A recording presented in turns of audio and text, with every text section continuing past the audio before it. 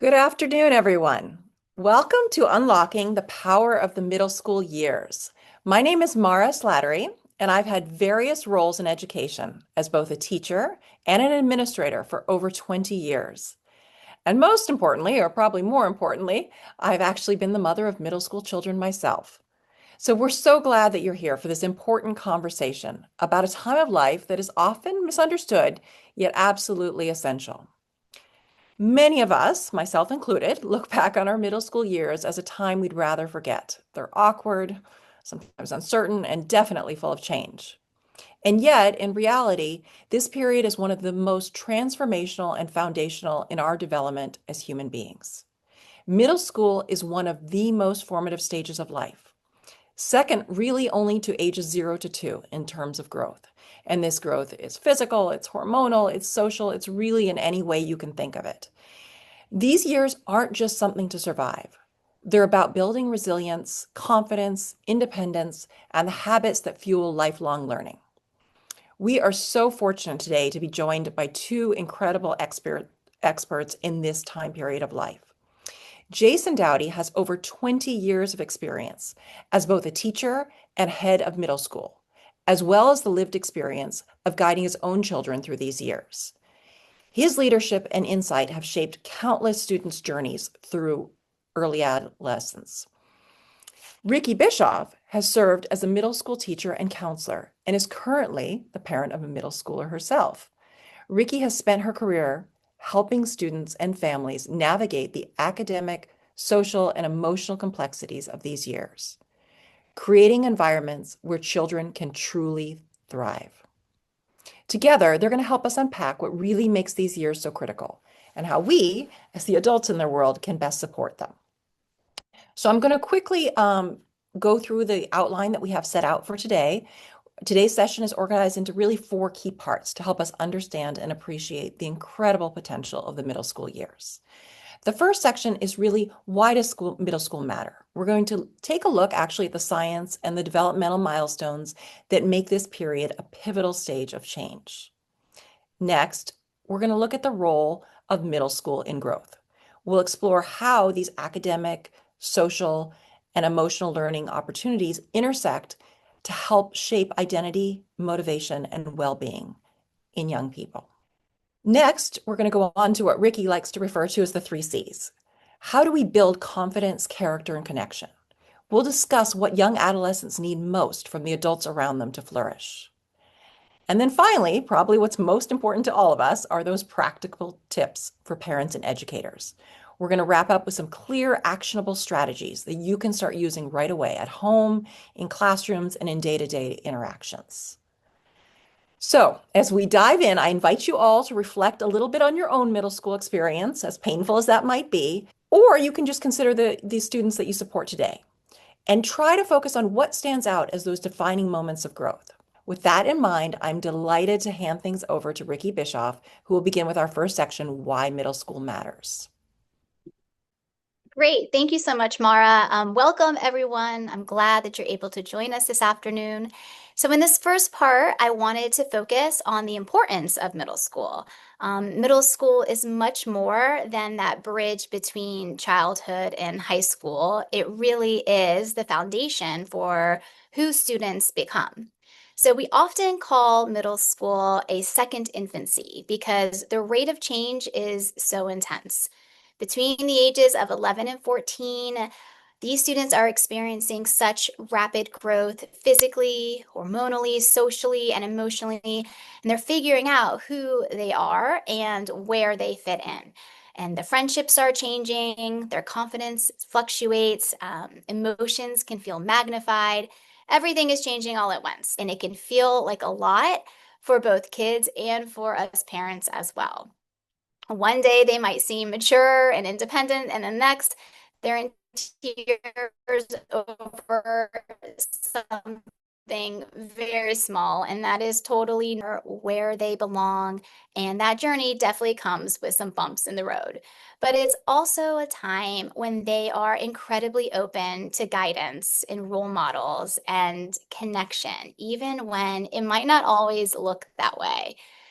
And then, in regards to their brain development, this is their decision making, emotional regulation, impulse control. It's all under construction. And I like to think of the adolescent brain like that construction zone. That prefrontal cortex, that part responsible for planning and decision making and impulse, is still developing, while that emotional center is definitely in overdrive. And that's why you might get a big reaction over something that's very minor, or why they can be impulsive one moment and then insightful the next. It's not necessarily defiance, but it's really all part of this development. And the amazing thing is when they're learning how to think, not just what to think. Every time we as parents and educators model things like calmness or talking things through or helping them reflect on a choice, we're actually helping build those neural connections. Another key component is going to be balance. It plays a crucial role in middle school as well. So academic skills matter definitely, but social emotional learning is equally as critical. Grades and academics, they're just one small piece of the puzzle. It will carry through high school and beyond. Skills such as self-awareness and empathy and stress management and self-advocacy. I don't like to consider those extras. I like to think of them more as essentials. And when we help them balance academics and emotional growth, and when we let them fail safely, we encourage curiosity and celebrate effort as much as those outcomes. We're really setting them up not just to get through middle school, but to grow through it as well. Um, I'm now going to pass it along to Jason Dowdy, who is going to speak on the role of middle school in growth. Thank you, Rikki. I appreciate it. And thank you, Mara. And it's always a pleasure to talk about middle school and this remarkable period in kids' lives. Mara mentioned that sometimes we have sort of some negative memories or feelings about middle school, but it's such an incredible time period, and it's something that I love working with kids that are this age. And it provides this amazing link between childhood, between elementary age and upper school and even beyond. And it's this singular time where they have that period of growth in their life. And so it's so crucial and something that, again, really just enjoy working with kids at this age as they develop all these different skills. So as we think about the role of middle school in growth, I wanted to talk just a little bit about some different areas. And before we do that, first kind of remember that middle school is practice, right? So you'll hear us mention later that there's a reason we don't send the middle school grades off to college and things like that. That we know that this is this important practice time in kids' lives as they're getting ready for the next stage. And so first, kind of, we'll talk about academic development. And I would really encourage here focusing on skills. So not that content doesn't matter. They're gaining that content that they need as they move forward. But one of the really important things we can help kids do is develop academic habits. So we want to help them build those study skills, build those time management skills. In classes, they're really learning how to take notes effectively for them. They're learning how to organize their learning and organize themselves for studying for that test, getting ready for that quiz, completing the big project. Those are really critical components of the things that they're doing, and you want them to take on those roles and take on that responsibility. It's also a really important time when they can discover strengths. So finding subjects that they might have a real interest in, activities that they really engage with. As they're showing that interest and that passion, you'll start to see that in them, things that really sort of light them up, get them excited. And that helps to also tell us about the strengths that they have and also areas maybe of focus, something that they have an interest in as they move forward. There's a great author, Ken Robinson, who writes about education. One of the things he talks about is this idea of the element. And this is, we can all kind of relate to this. When we're in our element, when we're in the place where our interests and abilities meet and we kind of lose ourselves in what we're doing. And so you can see that, start to really see that in kids in middle school in particular. And so helping them, focus and think about and discover those areas is a big role of middle school.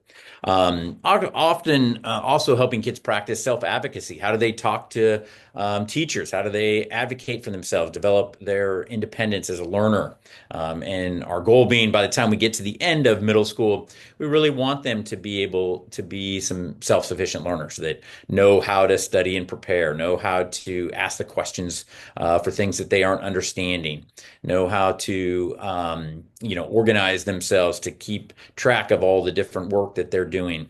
And so some of those are some of the big goals that we have as we move through middle school. Teachers and advisors also obviously play a really critical role. They're helping kids at school.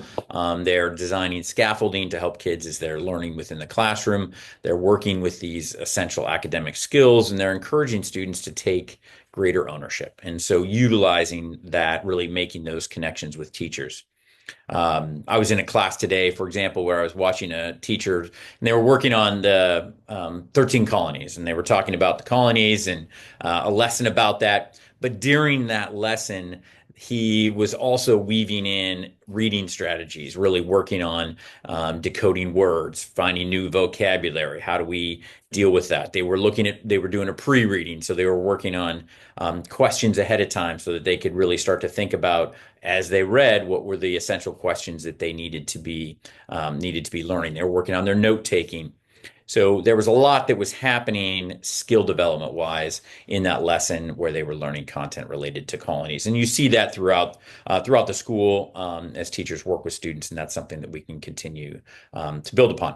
Similar during times where students have opportunities to study, like a study hall, working with teachers, getting more information on how best to prepare. And some of that's trial and error. So kids really do have to work through trying one method, maybe on a quiz or a test, and then trying something different and seeing what works for them. And they're learning those skill sets that they need.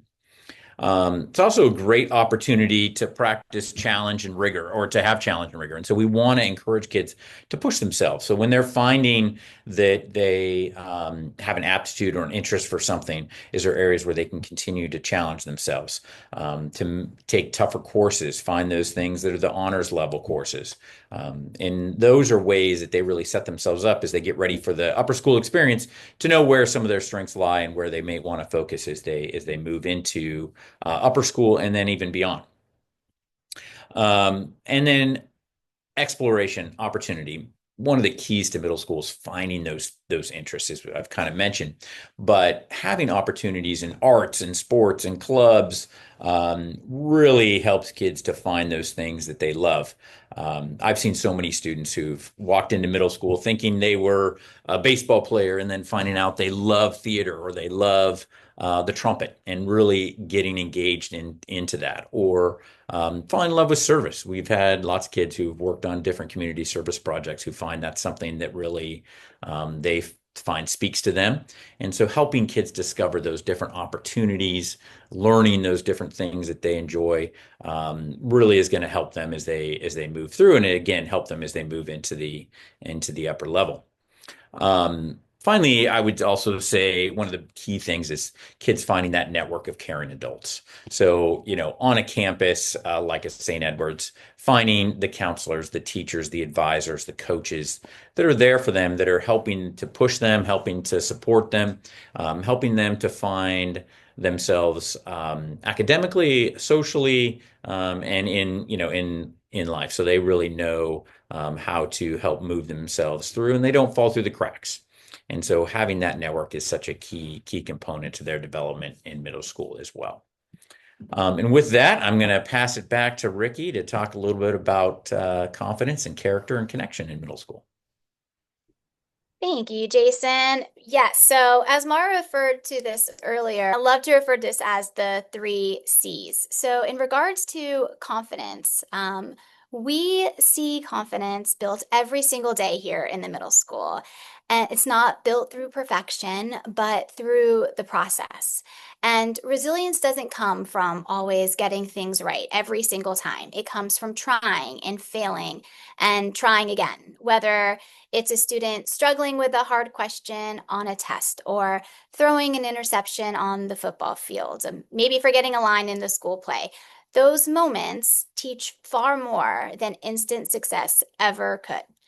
The other day, for example, I was sitting in a history class during a Harkness discussion, and one student who typically struggles in regards to maybe joining in, and she usually is quiet and she decided that she wanted to take a leap and she wanted to share her perspective on the topic. And at first, you can see her hesitation, and her eyes are darting around the table, and her voice is a little shaky. But as her classmates leaned in and built on her points, you can really see that her confidence began to grow. And by the end of the session, she was leading part of that conversation and inviting others in and asking thoughtful follow-up questions. So it was really great to see. I love seeing that confidence grow here in the middle school in all different areas, and students begin to discover their voice in a community that really values curiosity and respect and the courage to speak up, even when it feels the most uncomfortable. And then my second C is character.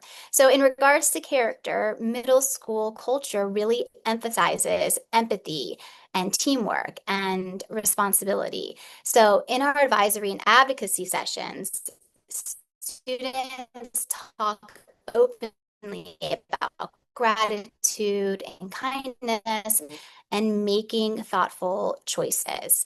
When we do Sheridan Center, our kids are seeing how their individual actions really can make a difference. In the arts and athletics, characters also can take center stage. During rehearsals for our fall production, for example, students learn that showing up on time and encouraging others and staying positive backstage are just as important as the actual performance itself. And the same thing goes for on the fields. Coaches are teaching that hustle and teamwork matter more than what's on the scoreboard. It might be picking up a teammate after a missed goal or shaking hands after a tough game. It all matters. And the third C is what we call connection. So small classes really nurture our close peer relationships. And one of the best parts about St. Ed's is that our small size means every student is known. And in a world where middle school can feel very overwhelming, that sense of belonging really does make all the difference. Small classes allow teachers to really know each child's strengths and their quirks and their needs, who loves to share in class discussion, who might need a little nudge, who's having an off day. Teachers, coaches, and mentors build trust and belonging as well. And just like Jason said, they're part of the daily rhythm of middle school life. You'll see them in the lunchroom chatting with students or visiting homerooms or walking alongside kids between classes just to check in.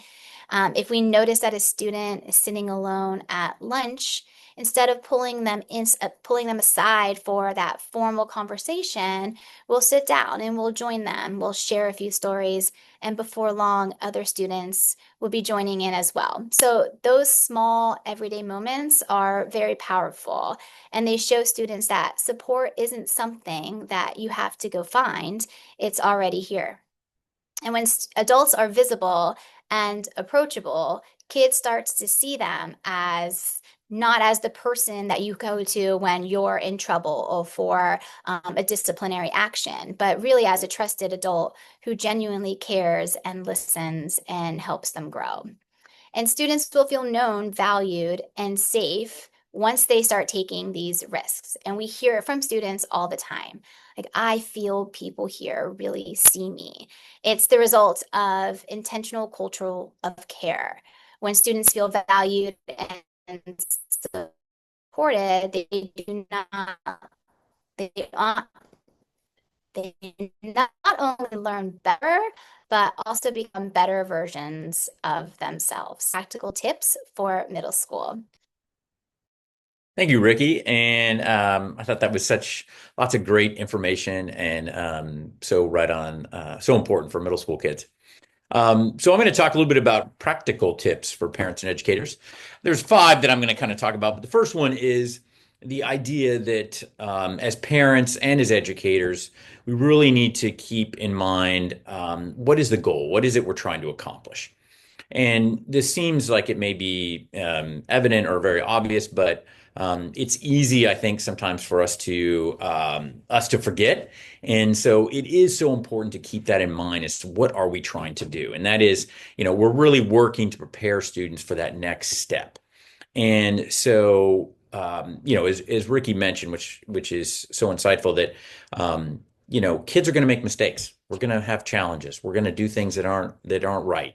And that's actually when we grow the most. And so if we keep in mind that, again, the goal being their development over time and into upper school and beyond, those mistakes are actually great learning opportunities and the point where we really want to help kids work through that, but also reinforce our own values. And so they really prove to be important. So it is this time for practice that we've talked about. It is a time to reinforce your family values. So it's really important to talk to them about that. And I think sometimes as parents, I know I have felt this way that they weren't always listening or they weren't always getting it. And it doesn't, happen overnight. But what you will find is over time, they do hear the things that you're saying, and kids really do, value the insights that you give.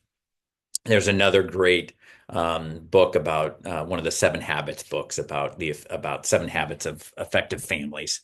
And one of the first opening remarks in there is about as a parent feeling like you're often getting it wrong. And that's something I think we can all relate to. But the reality is, as long as you are moving in the direction of having the goal in mind, what you're trying to accomplish, caring about kids and supporting them, that you're moving in the right direction and it's going to be successful. So kind of that idea of beginning with the end in mind. What is it we're trying to accomplish? Under recognizing that mistakes will happen and there are learning opportunities. The second thing that I would mention is building confident problem solvers. And this to me is one of the areas that can be really challenging, but is so important. And then, again, Rikki mentioned this idea that we can't build confidence or resilience without challenge. In similar fashion, we can't build responsibility without giving kids responsibility. And so it is so important to give our kids responsibilities to challenge them, whether that chores, which are great, really, making your bed in the morning, cleaning your room, helping with dinner, finding ways to help with a family event or different things that are happening in your life. Though giving kids those responsibilities empowers them. It is as adults, we're telling them we believe that in them and believe in their ability to accomplish this goal or whatever it is that we're doing. And that is so important in their development. And so that's one of the keys that I think we need to do is give kids responsibility to help them learn responsibility. The next is asking questions. As parents, one of the things that I think sometimes can be really difficult is we're problem solvers. And so when they come home with a problem, we want to jump in and solve it. And that's natural. But taking the time to really ask questions to help them think through what do they want to do. Kids are very good at reading us. They're exceptional at it. And so the more we can stop and show them that we want to hear their thoughts as to how they resolve this problem or issue or whatever it is that's come up, the more, again, we're empowering them. We're thinking about the bigger goal in mind, and we're helping to build problem solvers, building confident kids who are ready to solve problems that they're going to encounter later in life. Next, I would talk about celebrating effort or resilience over necessarily success. Not that we don't want to celebrate success. That's wonderful. But the effort they put in is what is going to pay dividends long term. So all students are going to experience periods of struggle. They're going to have times, things that are challenging, times that they are having a hard time with a class or a friend or whatever it may be. But continuing to work, being resilient, showing effort, continue to work is what's going to matter. We see this, we know research shows math that success is much more a matter of perseverance than it is necessarily aptitude. That this applies to all different academic and life events, things that we're doing. The outcome is more dictated by our ability to continue to keep working, to persevere versus necessarily success immediately. So it's important to really look at, even when the test hasn't gone well, okay, did we put in the time studying? What did we do to prepare for that? Are there changes we might want to think about or make? And I'm proud of the work that you put in, even if the outcome wasn't exactly what we wanted. Those are going to come. Also building habits. So helping them find that consistent place for homework. I really encourage not doing homework in the bedroom. And if they're sitting out at the table while you're making dinner and those kinds of things, now you can be involved in their homework. And also it helps keep them on task and it helps keep them moving forward with that. Scheduling time. So helping them to schedule, hey, here's work time. We got to get something done for class or get this assignment done. And then here's time where we're going to have some fun, or you can go to the movies with a friend or something like that. And having that, helping them find that balance between, academic pursuits of the work that they have to get done, and having fun is, again, going to pay dividends as they move forward in life.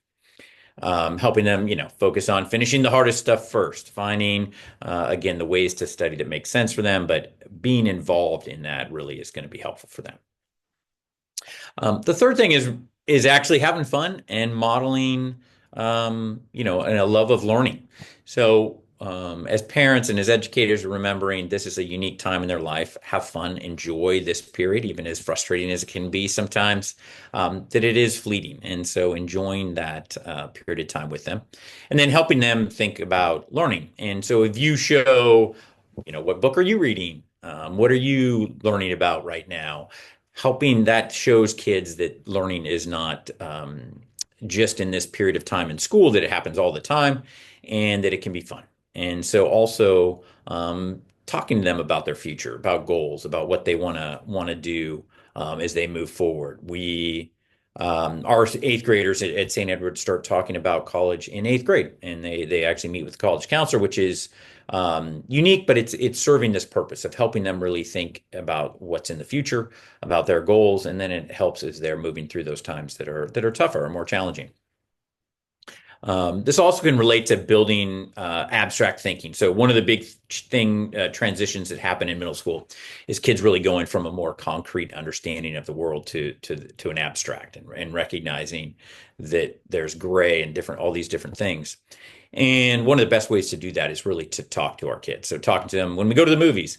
Why did they do that? Why did the person say that? What did they mean by that? What we're doing is helping them read between the lines, see the deeper meaning.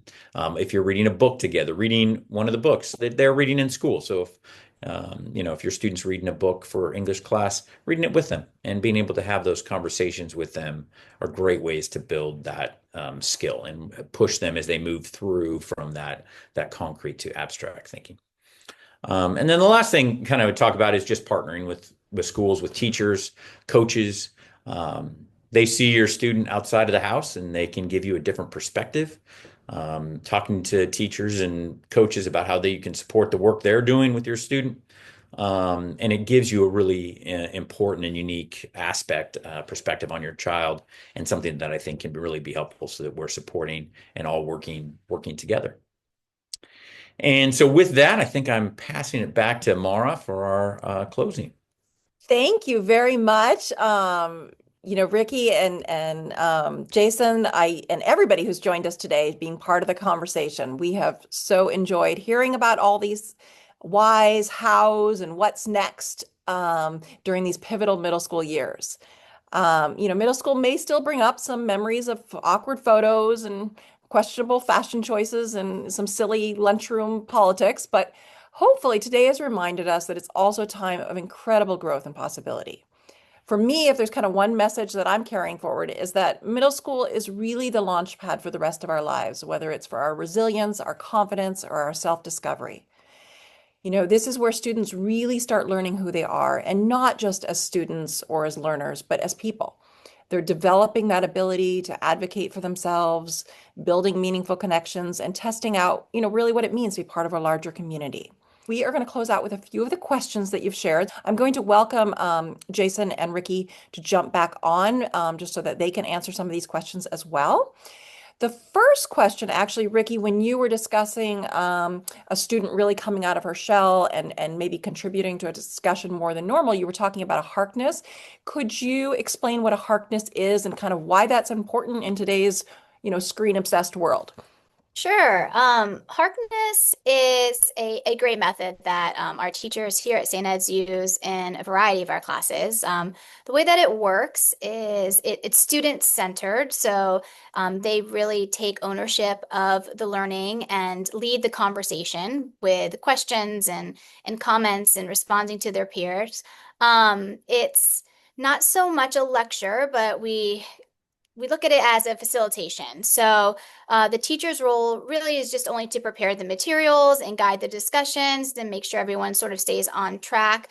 But the students really are the ones, like I said, who are leading the discussions and the interactions.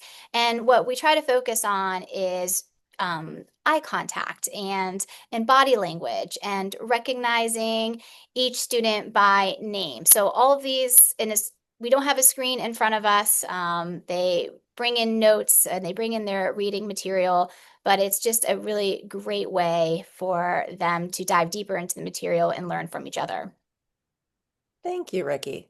So next question is one I can relate to because I had one child that was a sharer and one that didn't want to share as much. So this question is about what if I have a child that really doesn't want to open up or share much with me, and I'm worried there may be things going on in his or her life that I'm not aware of. I know this is an important stage where I should be leaning in, but I also don't want to push too hard and overwhelm them. So basically, if either one of you have any tips about helping students at this age open up more. Yeah, I can jump in. So definitely, this is a delicate stage for sure. And, middle schoolers, they really do want to make those connections, even if their behavior might say otherwise. But the way that we can show up as parents now can really make a huge difference in how safe they feel sharing later. So just some key points that I give to my parents when they're having a hard time opening up or getting their child to open up with them, because I know we also have a very busy lifestyle outside of school.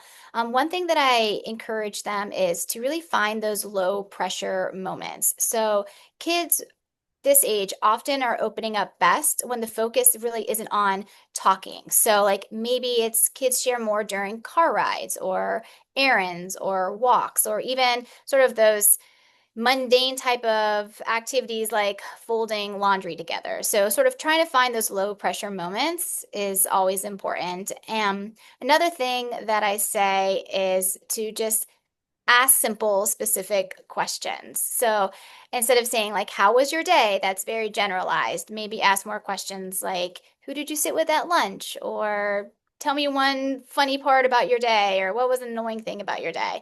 Um, Staying calm and non-judgmental is also really important. Letting them know that they can share something and feel safe. Some dialogue I like to give our parents is like, thanks for telling me. I'm glad that you talked to me. So there's no lectures, there's no interrogating. And also validating feelings before trying to just we as parents, we want to go in and just try to fix it right away, but just being able to validate those feelings first. So that sounds frustrating, and what validating does is it builds safety. It solutions can come later, but we want to make sure that they feel validated by us as adults.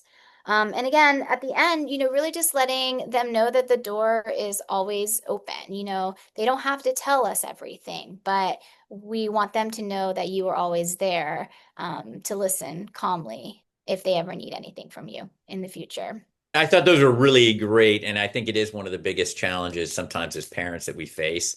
And so I thought those were really wonderful suggestions. I would also, say helping them know, being patient. So knowing that when they hop in the car, the first question isn't going to be about that social studies test and how did you do and what, give them a little breathing time as well. And sometimes by sharing information from your own life, something challenging that happened then from your day is also a great way to get kids. Then they can help you solve that, and that kind of gets them talking about their things in their day. Jason, as a related question, I think, middle school is a difficult sometimes for the students, but also for the parents and learning how to start treating their children, and giving them that responsibility that you were talking about and giving them that independence. I think that's hard for a lot of parents because up until now they've been doing everything for their child. Do you have any tips on sort of how to navigate that? Sure. I guess, a few things. One is is asking questions, right? And so the best thing we can always do is continue to ask questions and let them talk. And be patient. So you got to be patient with yourself and with your student. It's not going to be, sometimes we get images from television or other things that we're going to sit down and have this insightful conversation every time and it's going to solve all the problems, and that's just not how life works. So being available to them, being there for them, asking those questions, being patient with them, and letting them kind of come to you is, I think, also a key importance or a key thing that helps to show them your care, and gives them opportunities. Also be patient with yourself. And that, as I mentioned, I think sometimes as parents, we put a lot and feel like we have to check all these boxes to make things, perfect for our student at some point or perfect for our child. And that's just, again, not how that works. That you're a human being. You're not going to always get it right. And that's okay. We're all moving in the right direction, care about our kids, and we're going to get there. And they feel that and they know that. And also recognize that sometimes when they're, not wanting to talk as much, that's a stage in life. That's normal. You're not in the boat alone. Everybody's going through that same kind of thing. And it does change over time. So they do definitely come back and recognize not only things you've done, but also the care you've shown for them, and those conversations happen. Thank you. So we have a question here about sort of discipline. And I know, I mean, as we've discussed, this is a messy time of life. This is the type of life where there are going to be mistakes and age-appropriate mistakes. So how, as a school, do you sort of address, sort of when we need to make corrections in behavior, and how do you maybe suggest parents should do that as well? Yeah, I'll start, and Rikki, you're welcome to jump in here too as well. Yeah, I think there's a few things. Number one is addressing it. So one is not ignoring things, and I think that's important. Is helping them to think through and talk about and address different issues that come up and concerns. A second would be again, really having some conversation and talking to kids, finding out what happened. We know as parents, those moments where it is important for us to jump in a little bit more because something's happened that's a little bit more, more serious, or that we need to help take more ownership of, versus those times where we can really let kids work through it. So one of the things I really try to do is talk to kids about what happened and then start to ask them how do they think that they should solve this? What are some ways that we could address this? How, get them to be a part of the process and part of the plan. Because again, what we're doing is you're empowering that student. Lots of times when there's, a discipline issue, sometimes if there's something that's occurred between two students, part of that is a power issue or a power structure. And so when you empower them by having them be a part of the solution and helping you come up with ideas and plans, then that's helping them to feel empowered. And then also times when there needs to be discipline, there needs to be. They need to know, and kids want to know, what are the boundaries? What are the rules? What is the space for me? And so they want that to be addressed. And so it's important to also help that reinforces your family values, the school's values, and what's important. And that tells kids where the edges are. And if they don't, sometimes if they don't make some mistakes, they don't know. And so we need to help reinforce that with them of what the expectations are, and that just helps them to know what they need to do. Thank you. Rikki, this one you may want to jump in on. This is a question about friendship drama in middle school, and that, sometimes we have a certain friend group, and then especially as children do grow and change. They might drift from that friend group or need to, a fresh start, need new friends. Can you talk a little bit about, how to navigate friendships and some of those dramas in middle school? Right, of course, yes. And I see this a lot, definitely. A few big tips that I really try to get my students is to focus on is to help them sort out really what they can control.